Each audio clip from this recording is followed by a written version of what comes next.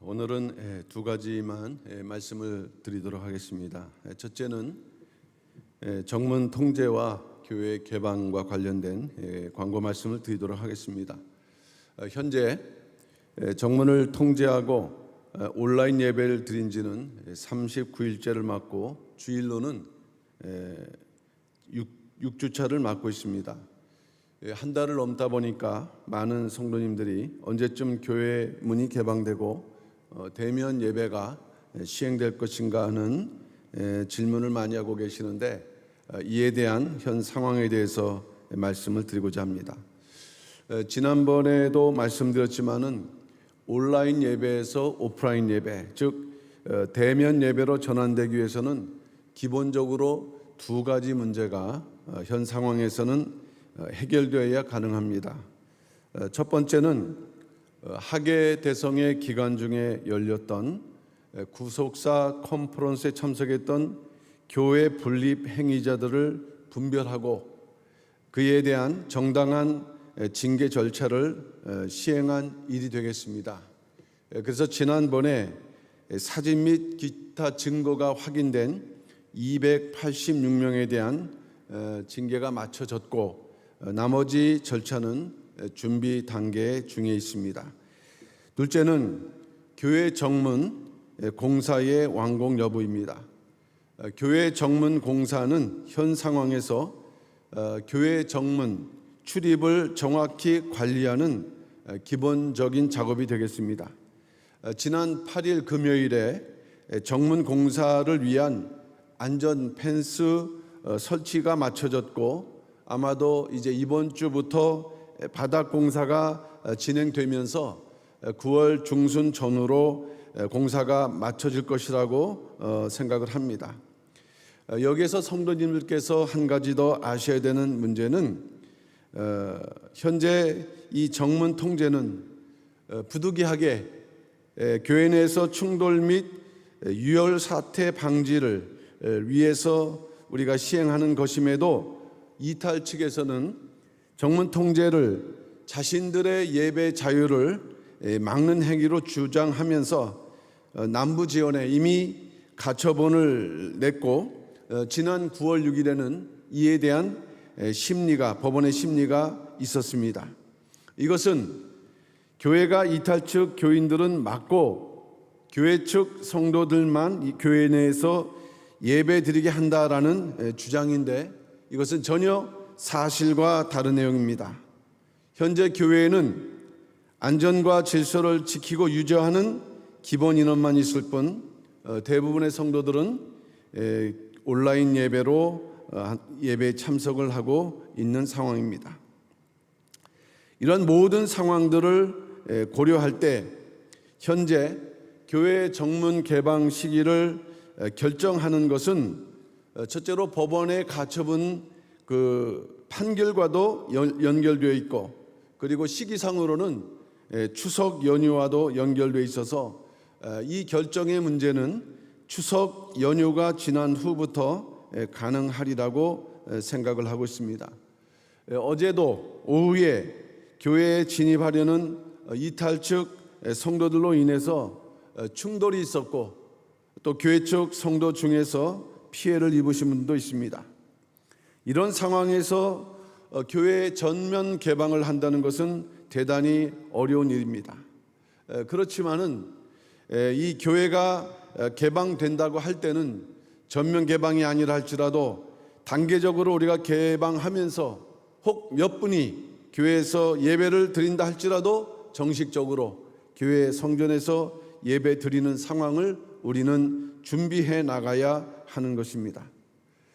현재 상황을 기준으로 볼 때 교회 정문 통제를 해제하고 개방할 경우에 징계에 해당하는 사람들의 출입을 제한하는 과정이 있을 것이고, 오히려 교회 측 성도들이 들어오는 것을 저들이 방해할 수도 있습니다.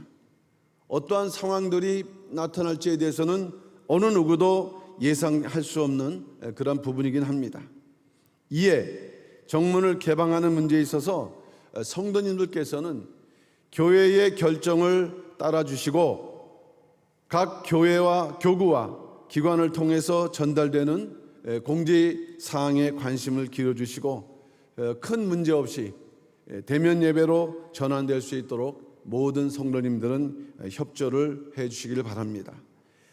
두 번째는 컨퍼런스 참석자 2차 징계에 관련한 그러한 광고 말씀이 되겠습니다. 역시 성도님들 가운데는 이 컨퍼런스 참석한 것이 그 징계에 해당될 만큼 큰 불법이냐 묻는 분도 계시고, 또 한쪽으로는 2차 징계는 언제 진행되는가라는 것을 질문하는 분들이 많이 계십니다. 이 시간에 분명히 말씀드린 것은 컨퍼런스에 참석했다는 그 자체보다 교회 분립 행위를 하고 있다는 것에 더 큰 문제가 있다는 것을 말씀드립니다. 컨퍼런스 참석은 그동안에 진행되었던 과정에서 교회 분립 행위 중 가장 대표적인 불법 행위로서 컨퍼런스 참석이 아니라 할지라도 교회가 그 많은 행위를 했거나 반대 입장에서 참여했던 분들은 모두 징계 사유에 해당된다고 할 수가 있겠습니다. 교회 정체성을 부정하고 교회 질서를 흔드는 면에서 이것은 그냥 용서하고 넘어갈 단순한 문제가 아니기 때문입니다. 저희 교단을 비롯한 대부분의 총회의 헌법을 보게 되면은 이 교회 분립 행위를 한다는 것은 대단히 중죄로 규정을 하고 있습니다.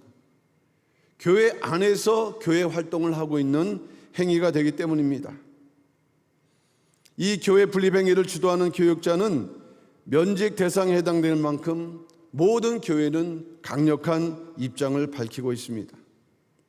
이러한 이유로 저희 교회도 불가피하게 교회의 정체성과 순수성을 지키는 입장에서 징계 절차를 밟지 않을 수 없는 것입니다.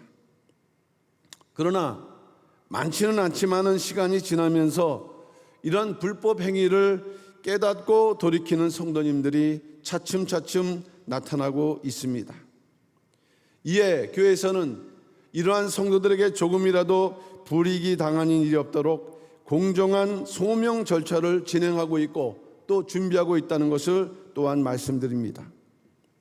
소명을 한다는 것은 자신의 신앙의 행위에 대한 입장을 밝히는 것이지만, 그러나 진실되어야 된다. 그리고 교회의 공식적 신앙 입장에 부합하는 입장을 내는 것을 말씀을 하고 있습니다. 이럴 경우에는 징계가 감해지거나 그 명단에서 빠질 수도 있습니다. 현재 아직 진행되고 있지 않는 2차 징계 대상자 중에 먼저 자신의 소명서를 내신 세 분의 성도님들이 계신데, 이 내용들이 징계위원들이 충분히 고려하고 참작하시는 내용이라고 판단됩니다. 이 시간에 앞으로 진행될 이 2차 징계에 해당되는 분들에게 간곡하게 말씀을 드리는 것은 교회가 요청하는 소명서를 절대로 가볍게 여기셔서는 안 된다는 것입니다. 지난번 1차 때는 단체적으로 누군가 써준 동일한 내용을 답변서 형식으로 제출하고 또 저에게도 오히려 훈계하고 조롱하는 그러한 문자를 보낸 분들이 계십니다. 이런 것들은 교회의 권위, 교회의 권징을 무시하고 조롱하는 행위로 여겨질 뿐입니다. 오히려 더 안 좋을 뿐이죠. 앞에서 말씀드렸던 대로 그동안 배워왔던 신앙에 입각해서 오늘 우리가 영상 설교를 통해서 말씀을 들었지만 자기의 자신을 인정하고 돌이키고 회개하는 그러한 입장의 소명서를 쓸 때 그것이 진정한 소명서로 인정을 받게 되는 것입니다. 앞으로 844명이 2차 징계의 대상이며 현재 교회는 징계 절차를 준비하고 있습니다. 그러나 교회는 징계를 목적으로 하지 않습니다. 진정한 소명 기회를 통한 회복을 하고 있기 때문에, 회복에 그 무게를 두고 있기 때문에 해당자들에게 이번에는 보다 충분한 기간과 기회를 주고자 시간을 지금 미루고 있는 것입니다. 만일 그것이 아니면 이미 소명서는 벌써 발송이 됐겠죠. 이러한 교회의 입장을 이해해 주시고 적합한 시기가 되면 각자의 진정성 담겨져 있는 소명서를 제출해 주셔서 자기의 신앙의 입장을 밝혀주시고 오늘 말씀처럼 돌이키고 회개하는 기회가 되므로 교회의 모든 징계에서 구제받을 수 있는 그러한 성도들 되시기를 간곡하게 부탁의 말씀을 드립니다. 마지막으로 오늘 원래 운영위원회가 개최되었는데 오늘 여러 가지 일로 인해서 오후에 개최되고 그 결과는 다음 주 광고 때 말씀을 드리도록 하겠습니다. 이상으로 광고 말씀드립니다. 감사합니다. 이어서